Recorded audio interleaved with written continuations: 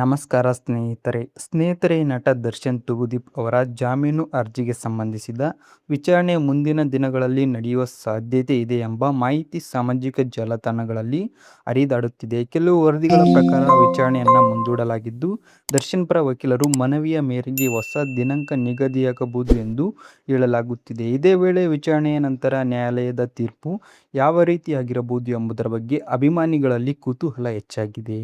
ಇತ್ತೀಚೆಗೆ supreme court of India ಕೂಡ ವಿಚಾರಣೆ ಅನಗತ್ಯವಾಗಿ ವಿಳಂಬವಾದರೆ ಜಾಮೀನು ಪರಿಗಣಿಸಬಹುದು ಎಂಬ ಅಭಿಪ್ರಾಯವನ್ನು ಕೂಡ ವ್ಯಕ್ತಪಡಿಸಿತ್ತು. ಕೆಲವರು ಈ ಪ್ರಕರಣದ ಬಗ್ಗೆ ಜೊತೆ ಹೋಲಿಕೆ ಮಾಡುತ್ತಿದ್ದಾರೆ. ಆದರೆ ಸ್ನೇಹಿತರೆ, ಈ ಎಲ್ಲ ಮಾಹಿತಿಗಳು ವಿವಿಧ ಮೂಲಗಳಿಂದ ಬಂದಿರೋದ್ರಿಂದ ಅಧಿಕೃತವಾಗಿ ನ್ಯಾಯಾಲಯದ ಆದೇಶ ಬರುವವರೆಗೂ ಕಾಯಬೇಕಾಗಿದೆ.